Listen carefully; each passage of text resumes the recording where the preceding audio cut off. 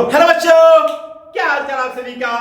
मैं आप सभी का अपना अविनाश सर स्वागत करता हूं इस प्यारे से अमेजिंग से प्लेटफॉर्म अविनाश सर सीपीएम में। मैं आप सभी को बता दूं कि आज हम लोग क्लास 12 बायोलॉजी का चैप्टर नंबर 1 को देखेंगे। वही उसमें का मोस्ट इंपोर्टेंट एमसीक्यू, वही एमसीक्यू जो पेपर में बार बार आते हैं। यानी यह एमसीक्यू आपके पेपर के लिए बहुत ज्यादा इंपोर्टेंट होने वाले, बहुत ज्यादा। अगर पेपर में एमसीक्यू इस लेसन से आएगा तो इसी लेक्चर के अंदर से आएगा, इसका तो मैं गारंटी देता हूं।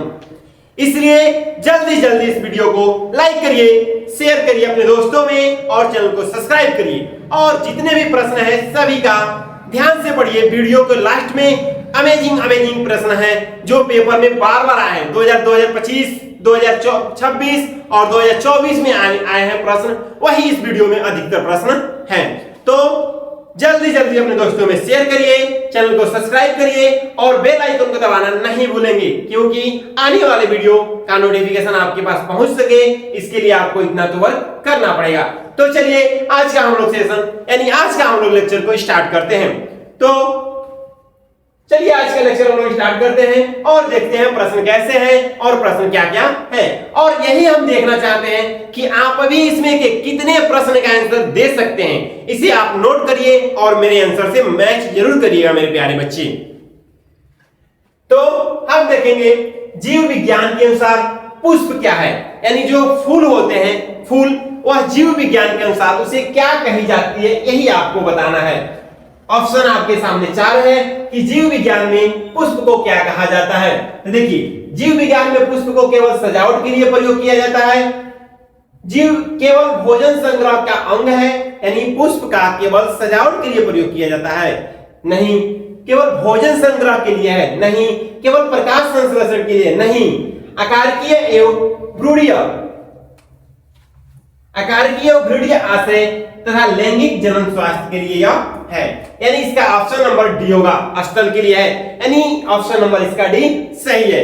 आप इसका स्क्रीनशॉट लीजिए, साथ ही मेरा भी स्क्रीनशॉट लेते जाइएगा और इसे आप इंपोर्टेंट करते जाइएगा मेरे प्यारे बच्चे।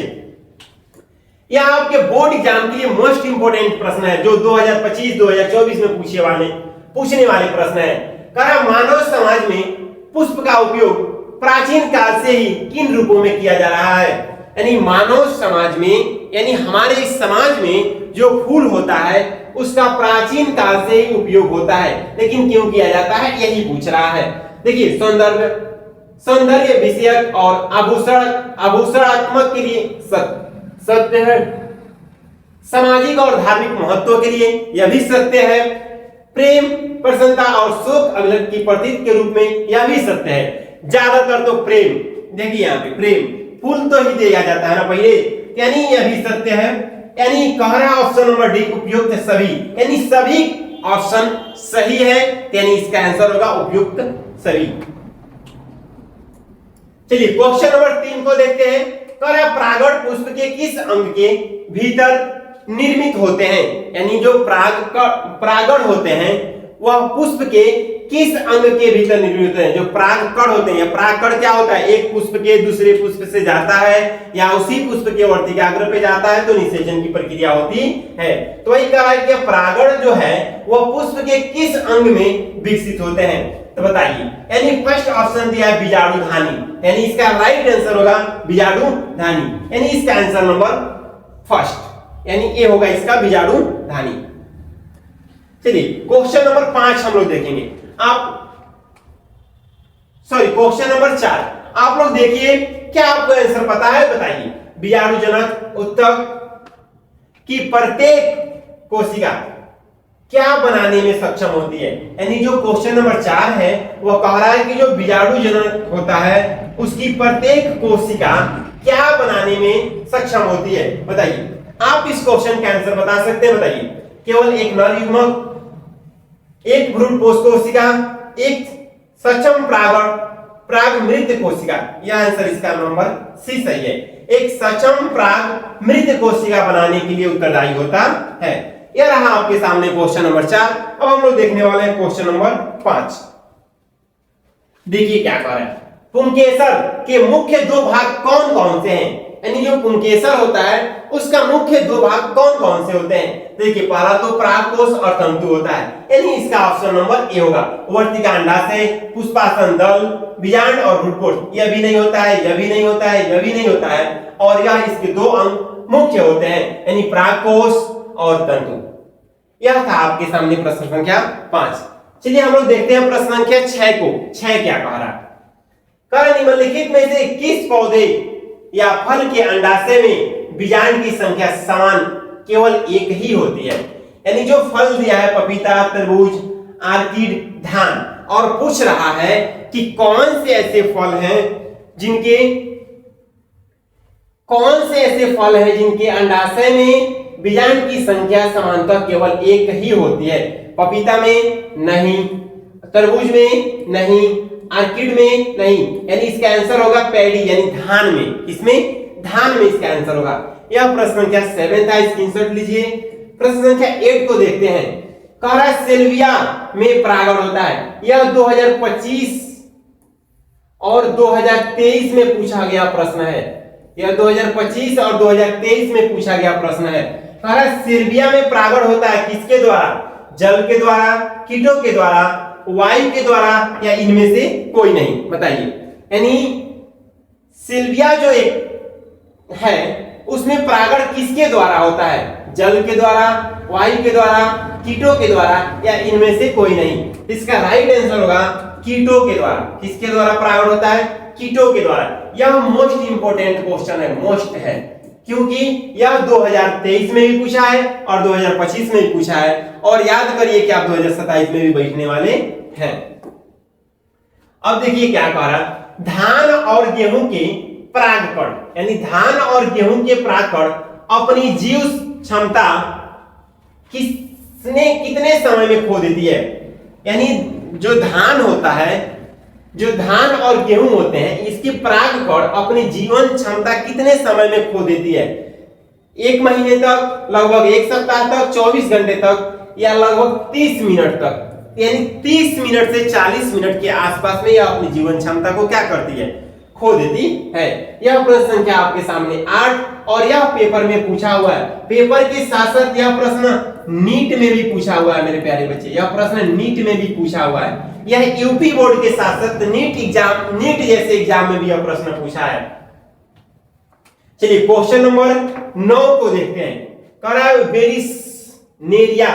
बेलिसनेरिया के पौधों में परागण किसके माध्यम से होता है? जल द्वारा, वायु द्वारा, कीटों द्वारा, या मनुष्य द्वारा? बताइए। बेलिसनेरिया के पौधों में परागण किसके द्वारा होता है?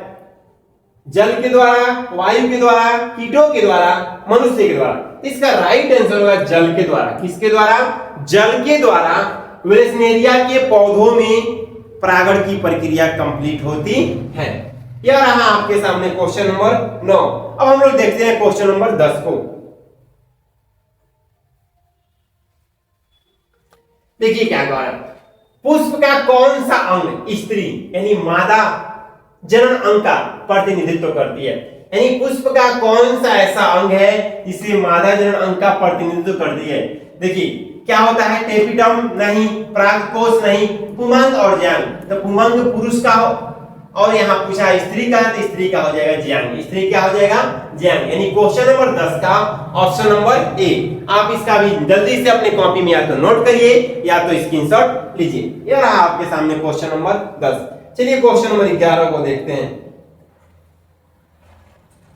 कह रहा है पुष्पीय पादप का कौन सा भाग अगुणित यानी यन होता है? एक होता है अगुणित और एक होता है द्विगुणित। यानी पुष्पीय पादप के कौन सा भाग अगुणित होता है? जड़ द्विगुणित होता है, पत्ती द्विगुणित होती है, नर युग्मक यानी नर युग्मक ही होता है एगुणित। और पूछा है ये अगुणित यानी यह नहीं होगा, यह नहीं होगा, यह नहीं होगा। राइट आंसर इसका कौन सा होगा?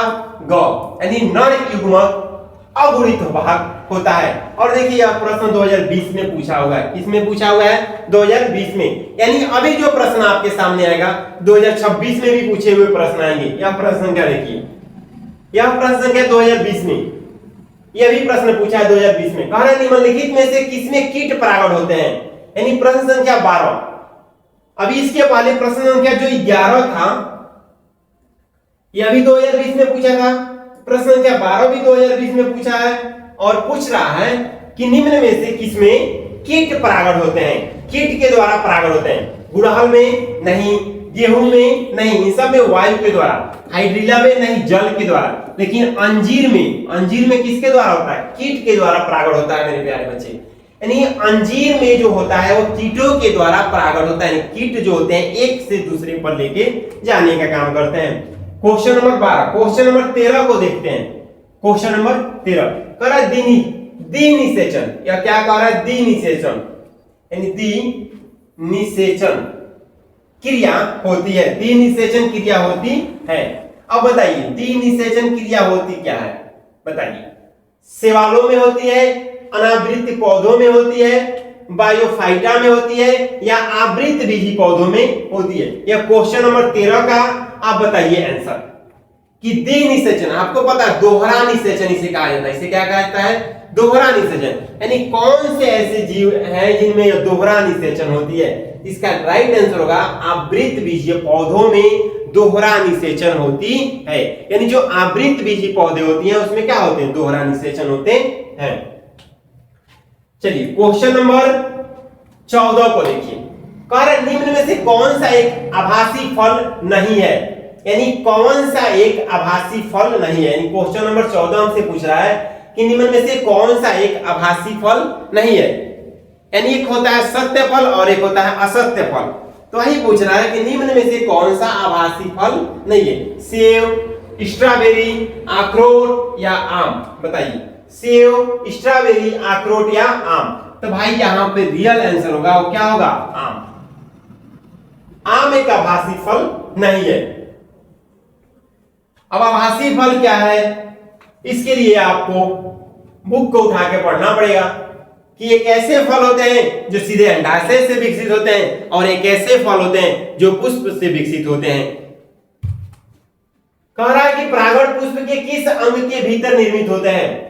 विकल्प आपके सामने 4 को दिया है, लघु बीजाणुधानी, ज्यांग, गुरु बीजाणुधानी, अंडाशय। और क्वेश्चन पूछा आपसे परागकण पुष्प के किस अंग के भीतर निर्मित होते हैं, और आपके सामने 4 ऑप्शन दिया है। अंडाशय कभी नहीं, गुरु बीजाणुधानी कभी नहीं, ज्यांग कभी नहीं, और इसका राइट आंसर होगा लघु बीजाणुधानी। यानी जो अंडाशय होते हैं, सॉरी जो परागकण होते हैं वो पुष्प के लघु बीजाणुधानी के अंदर निर्मित होते हैं। तो मेरे सभी प्यारे बच्चे, आप सभी को यह क्वेश्चन इंपोर्टेंट क्वेश्चन था। यहां आप देख सकते हैं यह जो प्रश्न है 2022 में, यह जो प्रश्न है 14 में, 18 में, 22 में, और यह जो प्रश्न आपके सामने है प्रश्न संख्या 9, यह सब 26 में पूछा हुआ प्रश्न है। यह भी प्रश्न आपके सामने 26 में पूछा हुआ है। यह भी प्रश्न आपके सामने 2020 में पूछा है। यानी ऐसे आपके सामने प्रश्न है। यह सभी प्रश्न आपके लिए इंपॉर्टेंट हैं। तो पूरे प्रश्नों को आप नोट करेंगे, रिवीजन करेंगे और साथ ही बताएंगे कि वीडियो कैसा रहा और अगले आपको किस लेसन के इंपॉर्टेंट प्रश्न चाहिए। कमेंट करना नहीं भूलेंगे और सबसे बड़ी जरूरी बात, अपने दोस्तों में शेयर करना नहीं भूलेंगे और चैनल को सब्सक्राइब करना नहीं भूलेंगे। मेरे सभी प्यारे बच्चों को राधे राधे।